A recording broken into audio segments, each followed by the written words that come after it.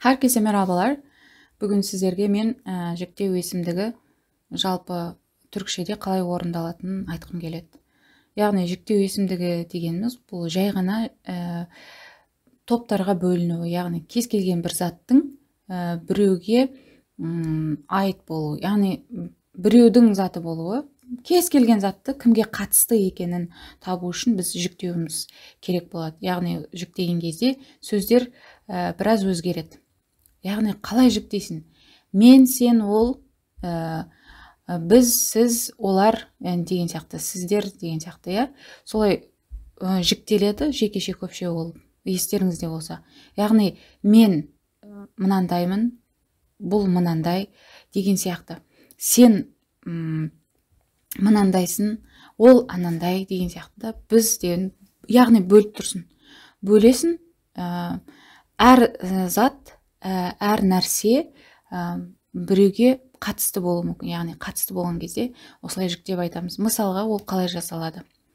Мына жерде мысалдан бастап кетейін. Мен, бән, сен, сән, ол деген сөз. Мысалға мен, сен, ол.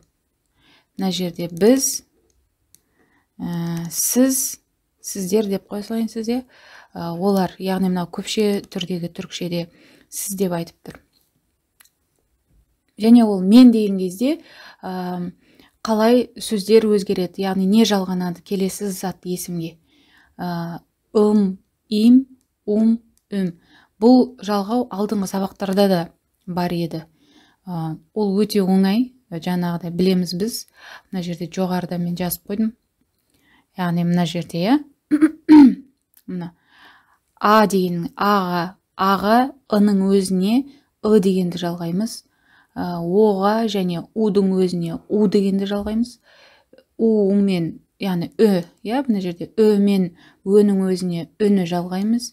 Мен идің өзіне иді жалғаймыз. Яғни солардан кез келген жалғаулар бүгінгі күнге дейін. Мысалға дір, тір болсын, сұрақ қойғандағы мө, ми болсын, сол осы мына төрт өте маңызды неге байланысты, дауысты дыбыстарға байланысты қолданылған болатын. Енді мына жерде им, үм дегенді жалғайды екенбіз. Ол қалай? Мысалға мен мұғаліммін. Мен кіммін? Мен мұғаліммін. Öğretmen деген сөз бар еді, мұғалім деген оқытушы. Öğretmen им. Не үшін им болды? Себебі соңғы буын жіңішке мен бітіп тұр, жіңішке дауысты дыбыспен. Еге байланысты біз иді таңдадық. Ben öğretmenim. Сен кімсің? Сенге сын, син, сун, сүн деген жалға жалғанады екен. Егер сен мұғалімсің деп айтатын болсақ, сен öğretmen син болады. Жіңішкесін аламыз. Бұның да соответственно жіңішке түрін қолданамыз. Сен öğretmen син. Ол бұл жерде жалғау жоқ деп көрсетіп тұр. Яғни ешқандай жалғаусыз, бастапқы сөз зат есім қалай болды, солай қалады. О öğretmen. Ол мұғалім.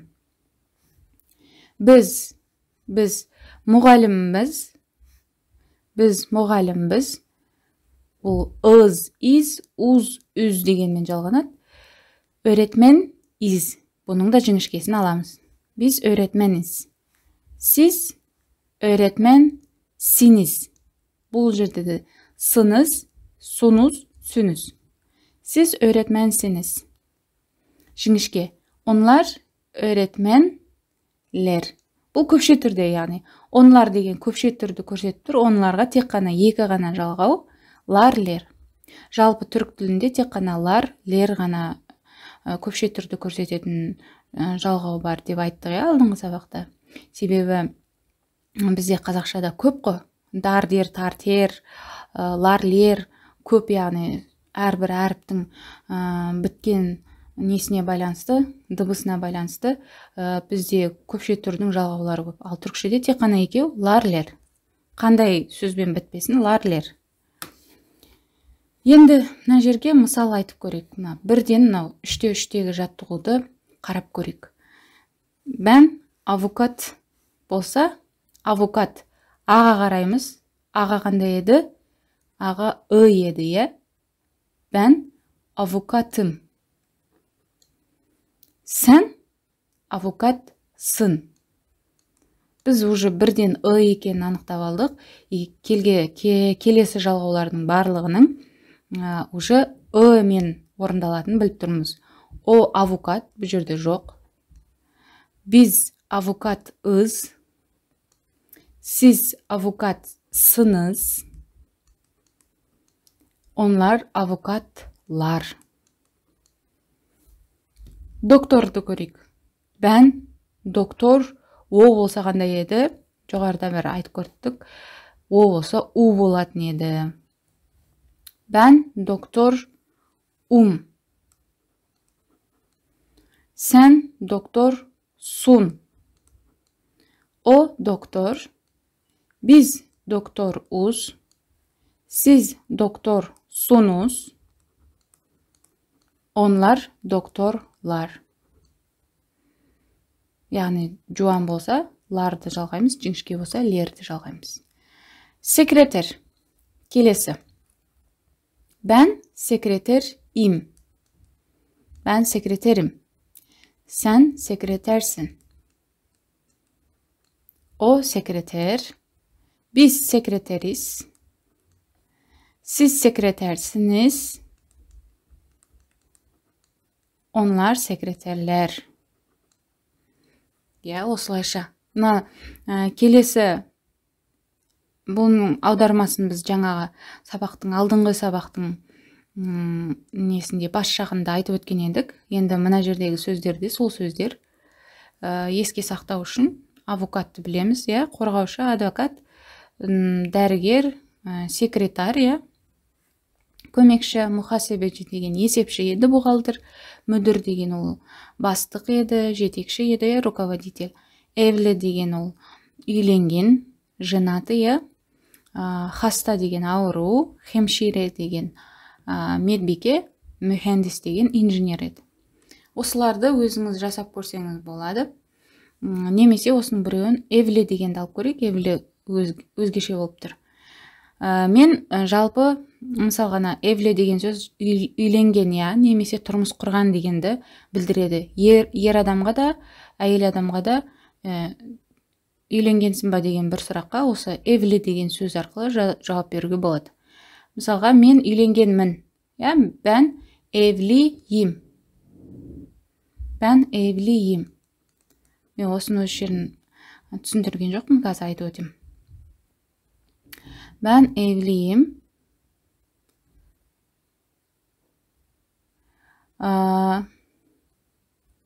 Sen evlisin.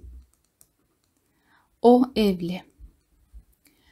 Biz evliyiz. Siz evlisiniz. Onlar evliler. Олар үйленгендер. Мына жерде байқасаңыз, өзгеше болып тұр. Y, неге біз имді жалғамадық?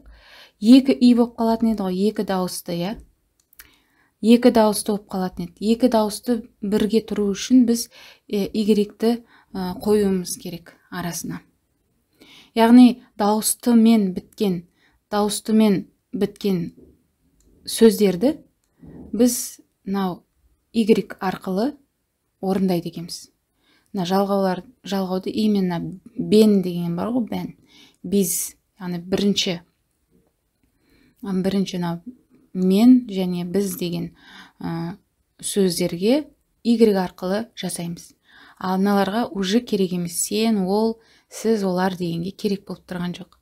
Y арқылы тек дауыстымен біткен жағдайда. Мысалға, мына жерде мұхасебечі деген келіп тұр, мысалға. Мұхасебечі дауыстымен бітіп тұр. Мен бухгалтермін деген кезде мұхасебечiyim болады. Біз мұхасебечиyiz болады. Яғни екі дауысты тұрмас үшін араға бір дауыссызды қоюымыз керек болады. Бізде қазақшада да удың сондай бір рөлдері бар еді ғой. Оны қазір айтпай қояйық. Хаста дегенде де, мысалға мен аурумын, немесе ауырып тұрмын деген кезде кішкене мен ауырып тұрмын, аурумын дегенде хастайым а болған соң ы-ны таңдадық, және дауысты болған үшін y-тен бастадық. Біз хастайыз. Сол сияқты хемшире mühendisті де жасап көріңіздер. Ал енді сол жүктеу есімдігінің сұрақ жасау несін қарастырайық. Öğretmen miyim? Яғни біздегі бұл жердегі öğretmen ми деген сұрақ, им деген жүктеу есімдігінің жалғауы. Мысалға, сұрақ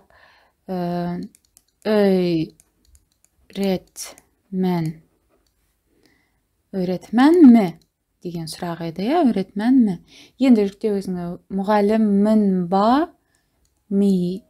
Не үшін егергеді? Себебі екі дауыстының арасы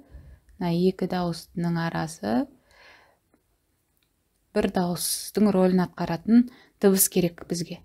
Öğretmen miyim? Кез келген басқа да сөзді алып көрейік. Мысалға, evli деген сөз бар еді ғой, ja? Evli. Evli mi болады, бұған да evli mi? Сонда бұл қалай болады? Мен үйленгенмін ба деген evli miyim? Мынау жүктеу есімдігінікі, мынау сұрақтікі. Ортада екеуін байланыстыру үшін y керек. Тағы біреу инженермін ба, mühendis еді. Mühendis болса қалай болатын еді? Оған да mühendis mi. Мен инженермін ба, mühendis miyim? Енді бір дауысты дыбыстан алып көрейік. Хаста деген сөз бар еді, дауысты дыбысқа, то есть жуан дыбысқа. Хастаға м деген қолданатын еді. М, и емес. М. Хаста мıyım? Хаста мıyım? Mühendis miyim?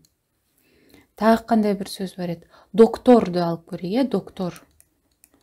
Доктор му деген еді. Оға біз білеміз уды. Доктор мuyum? Доктор мuyum? Солайша сұрақ түріндегі жүктеу есімдігі өзгереді, түрленеді. Мұндағы мысалды толық қарастыратын болсақ, ben öğretmen miyim? Мен мұғаліммін ба? Sen öğretmen misin? Sen мұғалімсің ба? O öğretmen mi? Ол мұғалім ба? Яғни бұл жерде ми деген тек өзі сұрақтың өзіндік жалғауы ғана тұрады. Себебі бізде жүктеу есімдігінің жалғауы жоқ еді. Öğretmen mi? Біз öğretmen miyiz? Біз мұғалімбіз ба? Мұғалімдерміз ба? Деген сияқты. Сіз öğretmen misiniz? Сендер, яғни сіздер жалпы, сендер мұғалімсіңдер ма? Öğretmen misiniz? Onlar öğretmenler mi? O жерде öğretmen mi? Onlar öğretmen mi десең де болады. Немесе onlar öğretmenler mi? Яғни бұл дұрыс формасы осылай болу керек. Onlar öğretmenler mi? Öğretmenler mi? Мына жерде и екен көрінішіне сызған кезде көрініп қалды. Onlar öğretmenler mi? Осылайша жасалады. Енді астында мына негатив форманы қалай жасаймыз? Яғни жауап ретінде мысалға сұрақ қойдық, я? Сұраққа жауап ретінде жоқ, мен мұғалім емеспін дегенді, яғни қалай айтамыз? Емеспін дегенді біз білеміз уже, емес деген сөз ол değil деген сөзбен жасалады. Değil, я? Кез келген нәрседе, яғни болымсыз түрде жауап беру үшін емес деген жалғауды değil арқылы жасаймыз түркшеде. Мысалға, сен инженерсің ба? Жоқ, емеспін. Сен мұғалімсің ба? Жоқ, емеспін. Мысалға, ben öğretmen miyim? Немесе енді бұл жерде жоқ, емеспін. Ben öğretmen değilim. Яғни бізге емеске жалғаймыз. Қазақшада да сондай ғой, емеске жалғаймыз. Емеспін, емессің, емес деген сияқты. Ben öğretmen değilim. Değil. İмен бітеді. Иммен жалғаулардың бәрі жіңішке түрмен қолданады. Ben öğretmen değilim. Sen öğretmen değilsin. Sen мұғалім емессің. O öğretmen değil. Жалғау жоқ, просто değil. Öğretmen емес. Biz öğretmen değiliz. Siz öğretmen değilsiniz. Onlar öğretmen değiller. Көпше түрдікті түрді жалғауды onlarga değilге жалғайды екенбіз. Onlar öğretmenler değil емес. Onlar öğretmen değiller. Осы жерде ерекшелік. Değiller. Onlar değiller. Олар емес. Мында жаттығу берген. Жаттығуды қарап көрейік.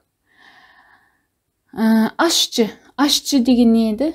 Аспаз еді. Аспаз. Aşçыны істеп көрейік.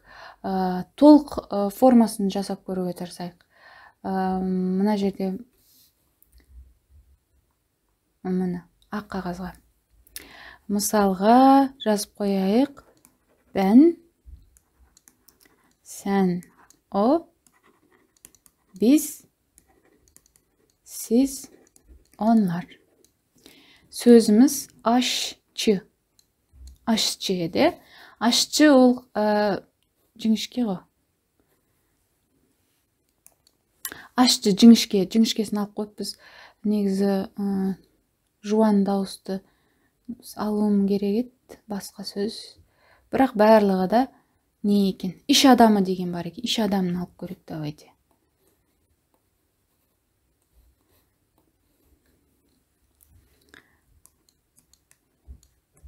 İş adamı. İş adamı бұл бизнесмен деген сөз еді, я? Яғни іс, жұмыс адамы дегенді білдіріп тұр. Ben жүктеу есімдігін өзін айтып көрейік. Ben iş adamıyım еді, я? İş adamıyım дауыстымен бітіп тұр жалғауымыз. Sen iş adamысың. Сен бизнесменсің ғой, неге өйтіп басың түсіп жүр деген сияқты ғой. Sen iş adamısın. Sen iş adamısın.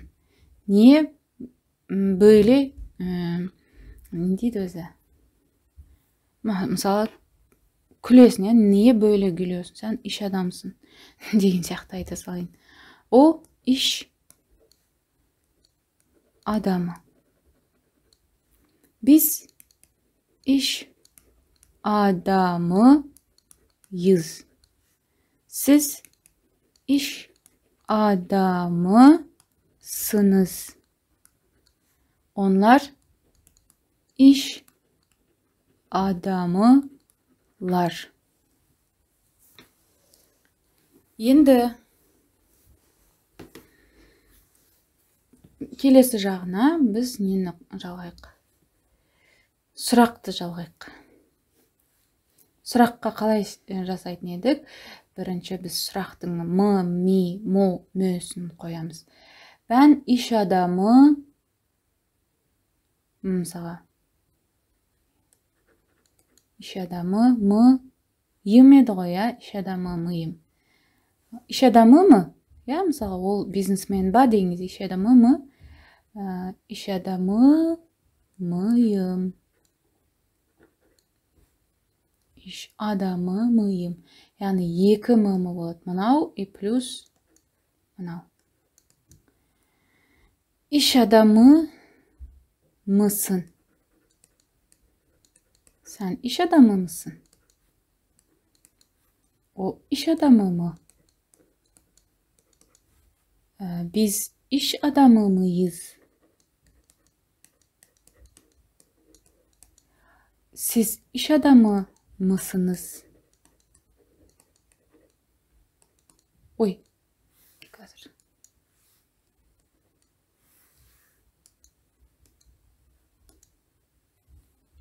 Mısınız? Onlar iş adamılar mı?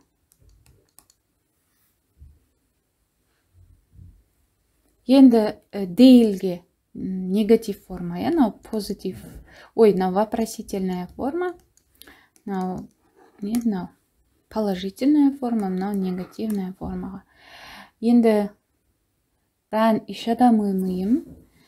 Ben iş adamı değilim. Просто değildi қоса салатын едік, иә. Бұл негативный формасы өте оңай екен. Değil жазамай қалдым ғой. Değilim. Sen iş adamı değilsin. O iş adamı değil. Biz iş adamı değiliz. Siz iş adamı değilsiniz. Onlar iş adamı değiller еді. Осылайша, өте оңай. Негізі бірнеше сөздерді осылайша жасап көру керек. Мына жердегі жаттығудың барлығын орындап көру керек. Сол кезде ми өздігінен жаттап алады. Яғни ашшы болса, ашшы, мен сұраққа сразу аударып көрейік. Ben aşçı mıyım? Ben aşçı mıyım? Sen aşçı mısın? O aşçı mı? Biz aşçı mıyız? Siz aşçı mısınız? O aşçılar mı? Ya, солайша. Sekreter olsa, ben sekreter miyim? O sekreter mi? Sen sekreter misin? Hani солайша. İş adamını yaptık. Hasta mısın? Ben hasta mıyım? Sen hasta mısın? Kinolarda көп кездеседі. O hasta mı? Biz hasta mıyız? Siz hasta mısınız? Деген. Тамирчи. Тамирчи деген еді, темір дегенге келіп тұр. Тамирчи ол ремонтты жөндейтін мастер кісілер дейді. Тамирчи. Жөндеп беретін. Тамирчи miyim? Тамирчи misin? Тамирчи miyiz? Солайша жіңішкеге бітіп тұр. Öğrenci. Öğrenci miyim? Жіңішкеге бітіп тұр. Müdür. Müdür müyüm? Уже öge қоямыз. Müdür müyüm? Müdür müyüm? Müdür müsün? Sen direktörsün ba? Müdür müsün? Siz ba direktör деген кезде de siz müdür müsünüz? Muhasebeci, buhalter. Muhasebeciyim, жіңішкемен бітіп тұр. Avukat, A-мен бітіп тұр. Ö болады, evli болса, I-мен бітіп тұр, I болады. Осылайша, келесі жаттығуды да өзіңіз түркшеге аударып, осыларға жіктеп көрсеңіз болады. Сізге де өзіңізге жаттығу ретінде өте керекті болып табылады. Тыңдағандарыңызға рахмет. Келесі сабақтарда кездескенше.